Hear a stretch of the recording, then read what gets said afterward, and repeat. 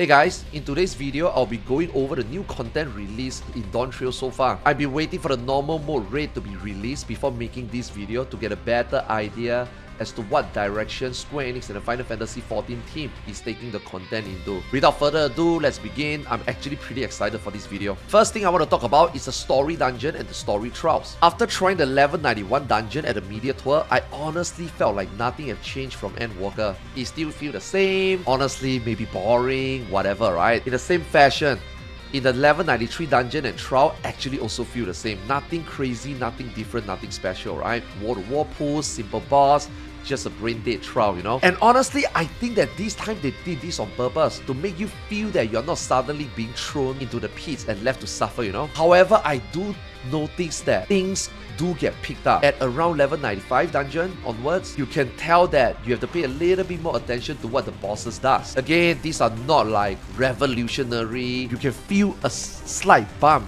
to gameplay difficulty. I mean, hell man, even some of this story dungeon has made a lot of bugs in Duty Finder, Wipe, and retry the fights. A lot of people even complain on the official forums that they are way too hard, and honestly, I think it's an over-exaggeration. In my opinion, there's a difference between being casual and learning something minimally to clear content, you know, versus turning your brain off and finish a dungeon with the eyes closed. I'm happy with the presentation and the slight bump in the MSQ dungeons difficulty and the trials overall, as I feel players this time are finally being given more responsibility to play the game ever so slightly better, even just for the MSQ. The story this time, however, without spoiling anything, is somewhat not very well received. I think due to various reasons. I'm not gonna go too much into that for now, but thankfully, you know, Final Fantasy XIV is an MMORPG, so story is but minimal part of the content. So let's discuss the battle content side of things. Let's talk about the Expert Dungeon. The Expert Dungeon actually feels like Expert Dungeons, finally. It is very well tuned in my opinion for the very limited gear progression we have on Dawntrail launch. I think it's not crazy to say that even the most seasoned veterans like us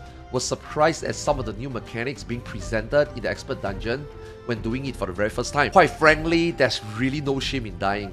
These actually feel like an Expert Dungeon, right? They should be throwing you a few curveball for you to catch off guard and cause a few wipes, whether you're a veteran or not. It's a nice change of pace compared to, say, you know, Endwalker's Expert Dungeon that feel completely impossible to die even if you fall asleep at the wheels. This time around, they did these Expert Dungeons justice by implementing newer ways to present mechanics and also faster paced fights. I feel that the fights are more engaging this time. A lot of people are complaining about this Expert Dungeon, that they were too hard, and I honestly disagree. I just feel like we were too comfortable for a long time due to what was being given to us. And honestly, this Expert Dungeon this time is a very good way to get a new player started. Actually, to wake up and put in minimal effort to try to PvE in Final Fantasy XIV compared to the last 2 to 4 years. 10 out of 10 Expert Dungeons, I got no complaint for these few new ones, and I hope that they do the same in terms of tuning, where they don't start to immediately being overpowered by us when this new Expert Dungeon is being released in the future. The main complaint, however, I have is that the trash mob still feel irrelevant. It's still the same war to war, but the bosses are definitely more engaging, more fun. Again, not impossible, just a little bit more attention needed. In conclusion, for Expert Dungeons, these definitely feel like a step forward. I'm sure they can tweak them a little bit further to address some of the points made, but it's absolutely an improvement over Endwalker's design overall. If you're finding yourself struggling with this, definitely keep trying. They're definitely not impossible to overcome. Main difference compared to before is that it might take you a couple more pulls instead of just one pull. Next up, the Extreme Trials. Honestly, there's nothing much to talk about in regards of Final Fantasy XIV EX Trial difficulty. EX Trial difficulty has always been around the same. The mechanics aren't very hard to execute once you understand them. And even if you can't execute them perfectly in the first few attempts, you can still clear them with relatively ease. They don't pose much of a challenge to veterans of the game. However, that being said, they are definitely very well designed. Both of these EX trials are very good practice targets to exercise rotation on all jobs, whether it's new or old. They are also very fun to play too, with mostly not all new but different presented mechanics to handle. I personally love the touch where most boring 2-minute burst windows are not free anymore. You have to handle some mechanics while doing your intense DPS 2-minute rotation, which is very satisfying, honestly.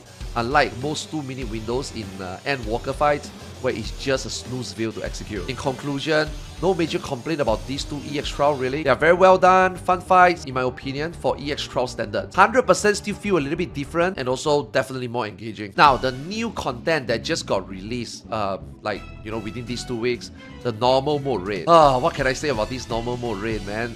Just based on the normal raid alone, I think it's a masterpiece. Maybe a little bit exaggerating on my part, I guess. Maybe a little bit overstatement here, but I think it's a masterpiece. For the first time in the WoW, I mean, or even at all, I actually feel like normal mode was very well tuned, you know, both in terms of difficulty and fun, even for veteran players. For once, I actually feel like even casual players can really enjoy a fairly simple yet fun difficulty to challenge themselves and still able to clear the fight, putting in some effort than just being brain dead. The statics this time are also really good. The setting of it being a tournament arc was very well executed, alongside with an actual announcement that will actually call out mechanics, limit break, tank busters, and even players' death. We don't know where the story is going, but as far as the first here, it's a fairly simple to understand and follow story, and not too involved, which means that story-focused players can safely skip it without the fear of missing out. The fight and bosses themselves are really fun, and the music, dude, the music is so good. Every single turn got their own music this time. I mean, not the first time, but it's still cool to see that. They are all very delicately crafted, and I think Soken nailed it. These BGM are not very intense, you know, because this is just a tournament arc, just a side story this time. It's not very intense, but it's really fun to listen to and very comfy to listen to. In conclusion to normal mode, I got no complaints. It's very well done, 10 out of 10, thumbs up, everything just feels so good. With the normal mode being so well done, I fully expect Savage to be better. Being the first raid here, it has always been fairly easy for hardcore raiders or PF to clear, which is fine to be honest, as long as we see new mechanics or different way to challenge players.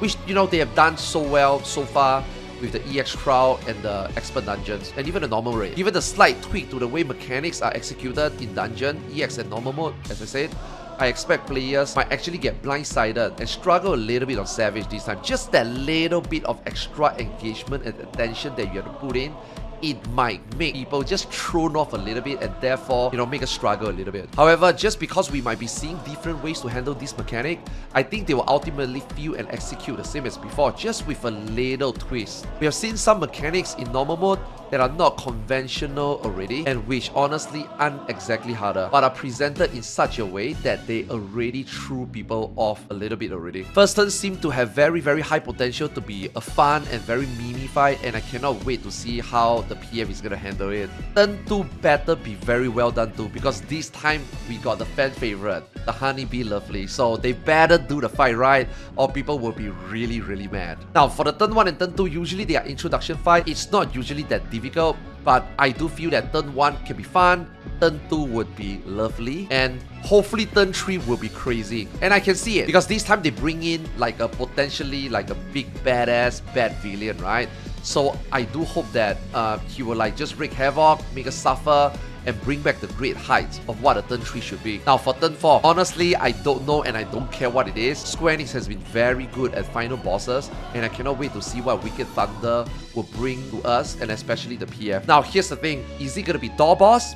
Is it gonna be like, you know, Titan Maximum and Shiva, where it's just a intermission, a transition? Remains to be seen. But either way, again, they've been doing a very good job for final boss, so I don't expect anything less. Overall, I think it's gonna be really good, and I hope that we'll be back in the future video phrasing this raid here, rather than, you know, expressing disappointment. The prayers are out. The normal mode set a really high standard. The aesthetics, the music, the boss, the fun, the engagement. Hopefully the Savage will be really good. And yeah, these are just my few simple thoughts so far for the content in Dawntrail. Overall, I think the common theme is that I feel the devs are actually making us try and rediscover the game again by implementing new ways and new perspective to play Final Fantasy XIV. The content we got so far before Savage are somewhat the same, but with a slight change in flavor.